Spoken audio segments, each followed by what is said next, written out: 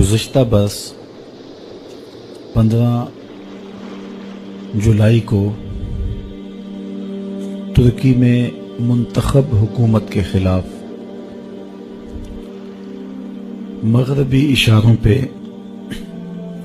فوجی بغاوت کی گئی، جس کو وہاں کی غیور عوام نے بھرپور مزاحمت کے ساتھ کچل دیا، اور یہ ایک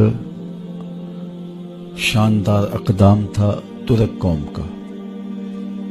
اس سلسلے میں بہت سارے لوگ ٹینکوں تلے روندے بھی گئے اور انہوں نے قربانیاں بھی پیش کی۔ 1 سال گزرنے کے بعد اس دن کو ترک سربراہ رجب طیب اردگان نے کسی اور طرح کے جشن کی صورت میں منانے کی بجائے شہداء کے لیے 1,00,000 مرتبہ قرآن مجید کا ہدیہ پیش کرنے اور درود و سلام کی محافل منعقد کرنے کی اپنی قوم کو تلقین کی۔ تو آج سارا دن قرآن مجید کی تلاوت چلتی رہی اور درود و سلام کا ہدیہ بارگاہ رسالت مآب صلی اللہ علیہ وآلہ وسلم میں پیش کیا جاتا رہا۔ ابھی تک یہ سلسلہ وہاں ترکی میں جاری ہے۔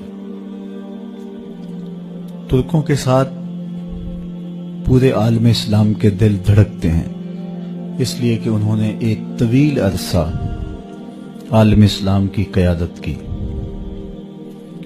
اور جب ترک حکمران تھے تو امت مسلمہ باوقار زندگی گزار رہی تھی، لیکن پھر اغیار کی سازشوں نے مسلمانوں کو تقسیم کرنے کے لیے جغرافیائی تعصب کو ابھارا۔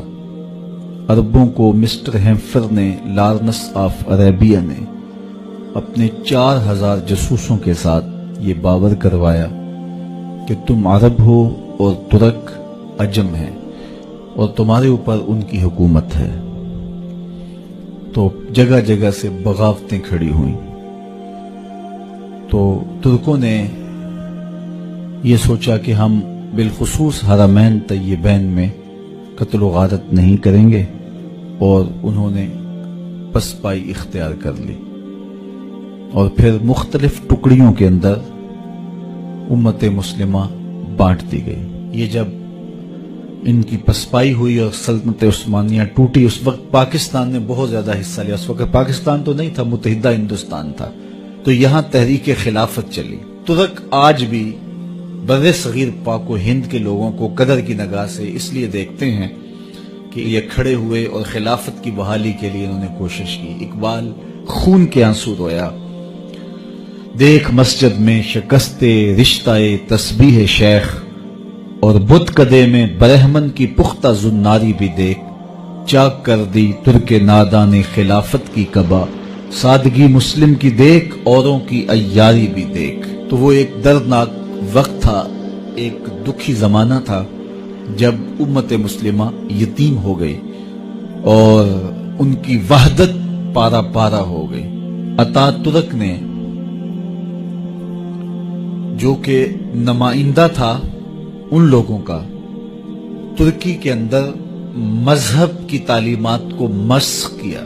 پھر وہ وقت بھی آیا کہ وہاں داڑھی رکھنا جرم قرار پایا، عورت کے لیے برقع پہننا جرم قرار پایا، اور اسلامی تشخص کو مٹایا جانے لگا۔ مدارس دینیہ کلیتاً ختم کر دیے گئے۔ پوری ترکی میں ایک مدرسہ بھی دینی مدرسہ قائم نہ رہا۔ کوئی کہتا ہی نہیں تھا کہ ترکی میں دوبارہ اسلامی قوتیں جو ہیں وہ نشو و نما پائیں گی۔ لیکن پھر آہستہ آہستہ اللہ تعالیٰ نے ترکوں کے دل میں اسلام کی جو محبت کا فطری جذبہ تھا اس کو اجاگر کیا۔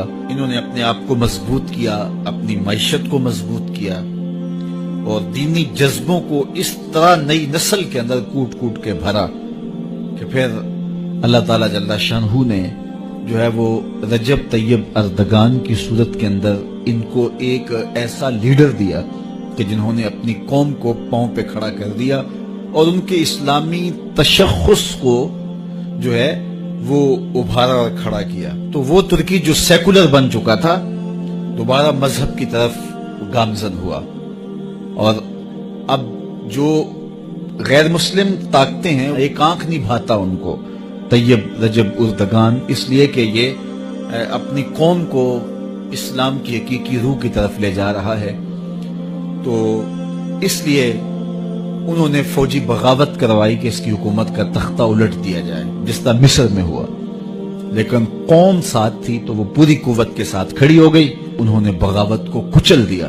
طیب اردگان آج جو ہے وہ ان شہیدوں کی قبروں پہ گیا اور وہاں جا کے اس نے خود تلاوت کی، فاتحہ پڑھا، اور پھر سرکاری سطح پہ جو ہے وہ درود و سلام کا اس نے آغاز کیا، اور تقریبات منعقد ہوئیں ہر خانقاہ میں، ہر مدرسے میں، ہر جامعہ میں، ہر یونیورسٹی میں، ہر کالج میں، ہر ادارے میں اس وقت درود و سلام کے نغمے گونج رہے ہیں. ان کا میڈیا درود و سلام کے نغمات کی خوشبو بکھیر رہا ہے. کیونکہ پاکستان کا رشتہ بہت گہرا ہے، پاکستانی قوم ٹوٹ کے پیار کرتی ہے، چونکہ وہ حضور کے بہت زیادہ محبت کا ربط اور رشتہ رکھنے والے ہیں. تو یہ صرف محبت کا اظہار ہے، ترکوں کے ساتھ اپنے پیار کا اظہار ہے. ہم نے اپنے طلباء کے ساتھ درود و سلام کے ماحول میں اس لمحے کو، اس وقت کو گزارنے کا ارادہ کیا. حضور کی بارگاہ میں پورے ادب سے، احترام سے درود و سلام کے نذرانے پیش کرنے. اس کے بعد ہم سلام پڑھیں گے پاکستان کے لیے، ترکی کے لیے، شام کے لیے، فلسطین کے لیے، کشمیر کے لیے، برما کے لیے، پورے عالم اسلام کے لیے. اللہ کی بارگاہ میں دعا کریں گے اللہ اسلام کو غلبہ دے.